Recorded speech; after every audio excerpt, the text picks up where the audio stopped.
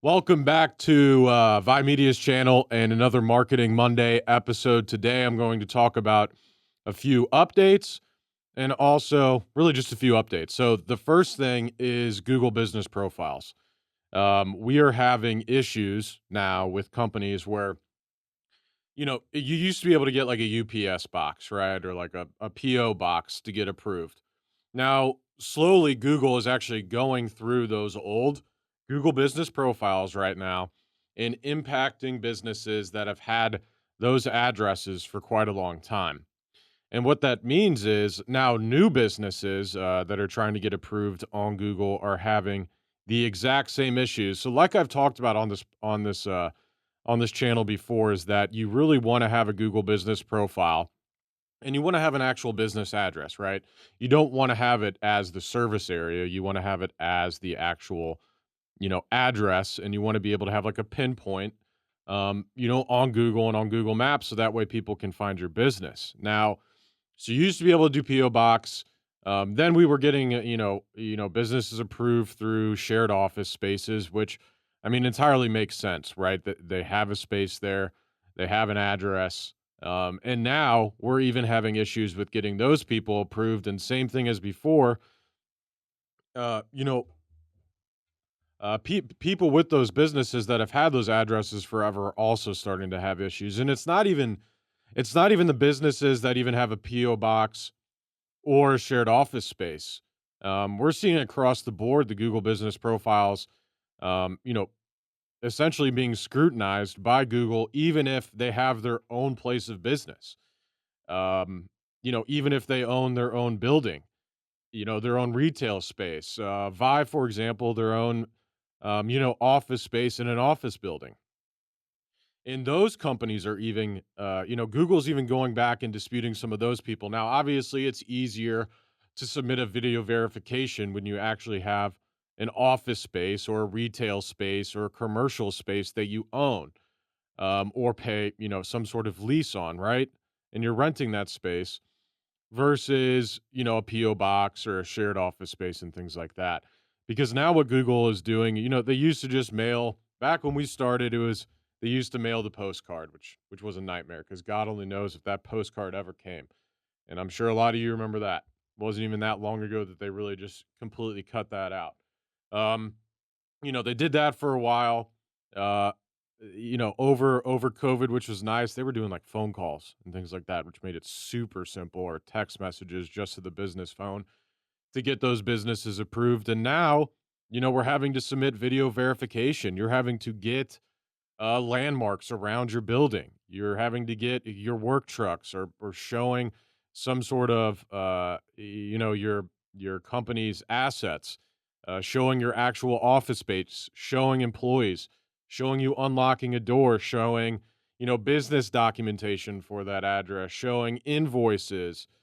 It's I can see why it makes sense because we did have a big issue on Google with just frankly bullshit listings, that I'm sure you guys have seen. It's you don't really see it as much anymore, where some company would have like 1 star and they'd be ranking number one, which made absolutely no sense, and that business was not legitimate.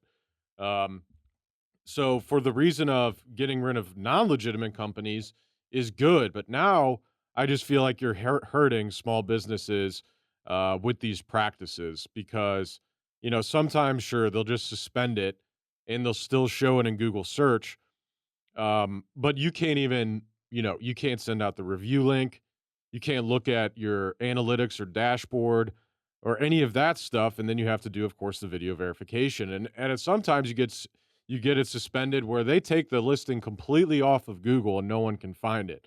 And of course, that's detrimental to a business that's getting business through the Google business profile.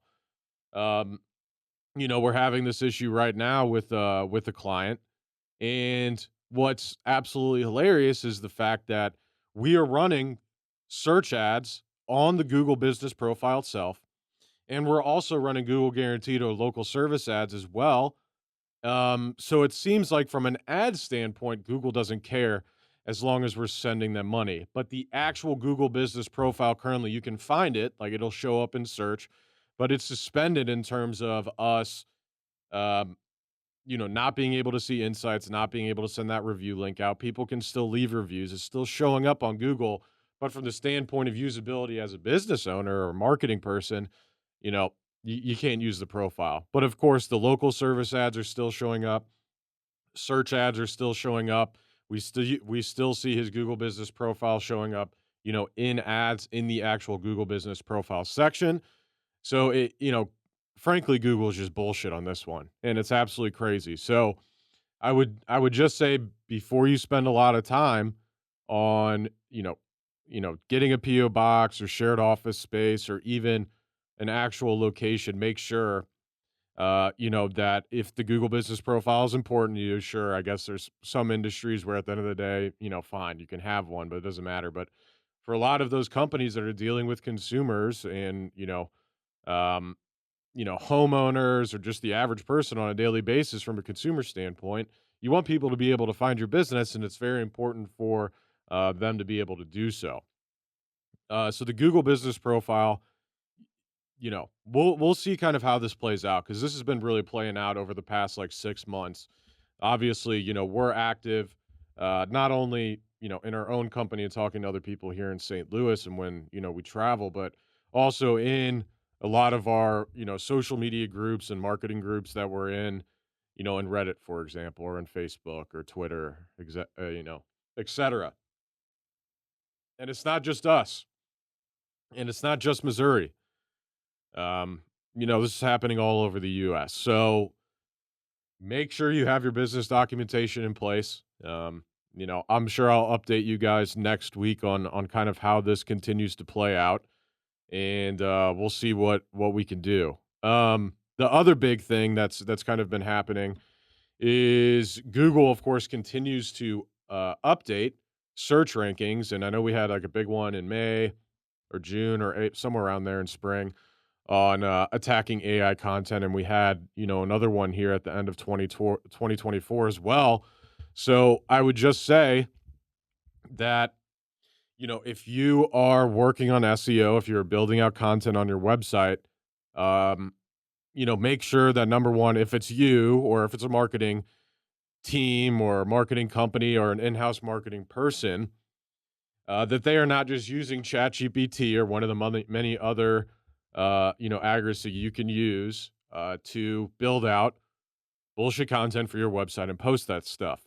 Now, it was working very well, say a year ago, a year and a half ago, 2 years ago. But they are starting to attack, and they have been really it's going on 7 months now, 8 months now. These companies and these websites that were taking advantage of the fact that you could pump out an absolute ton of content written by AI posted on your website, and because SEO still at the end of the day is what you're feeding Google, is what they know about you. So the more you talk about the things you do, the problems you solve, etc., more likely than not, the more you're going to show up on Google. So, of course, if you have a roofing company and you've been building out, pages and backlinks on a monthly basis, and then a new roofing company, or maybe a roofing company that's fairly new, a couple years old, starts uploading 100 pages a month onto their website because they can with AI, and all of a sudden they're outranking you, and you've been spending years building that up, right? That sucks, and that's unfortunate. And of course, not to hate the AI content, but a lot of the time you can tell, right? It's pretty obvious, when it's AI content. And really, at the end of the day, that's not providing value to the end user, to the person that searched. So it's understandable that those websites are now tanking in rankings, and it's good for the people that are actually doing the job properly. So I just say make sure that you're paying attention to that.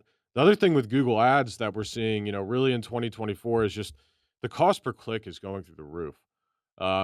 We've seen industries where the cost per click has doubled in 2 years, which means now that a lead that, let's just say everything hypothetically stays the same, you still have the same conversion rate, you still have the same amount of opportunities. Um, what's going to change, of course, is that cost per lead, right? Because at the end of the day, you're paying per click, and then obviously your cost per lead is just your conversion rate on top of all those clicks. So if your conversion rate stays the same, but the cost per click doubles, well, cost per lead doubles. So we're seeing this across the board, right?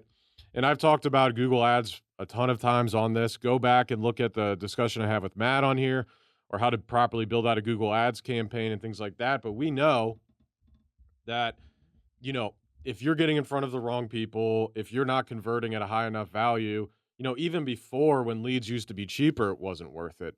Now, for those industries where you're paying potentially hundreds of dollars of leads, restoration, HVAC, roofing, foundation, I mean, you name it, right?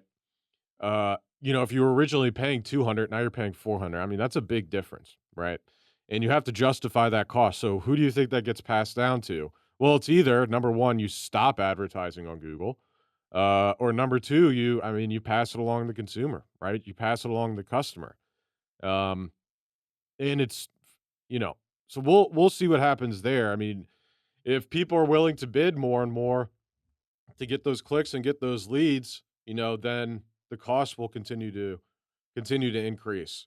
So, that's a trend we've been seeing. So if you're talking to your marketing company, marketing professional, or looking at your own account, and you just are looking at the cost per lead over a year by year, month by month basis, there's other stuff that's going into that. And with cost per click, there's not a lot you can do, right?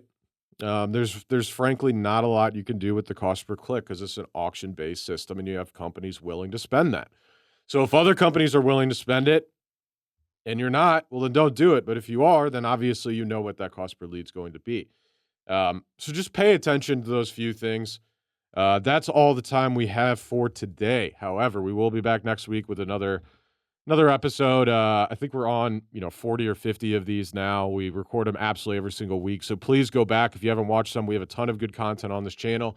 If you have questions, if you disagree or agree, please leave them in the comments. We appreciate everyone's support. Once again, if you're looking for a good marketing company, Vi Media, reach out to us. We'll talk to y'all soon. Thank you.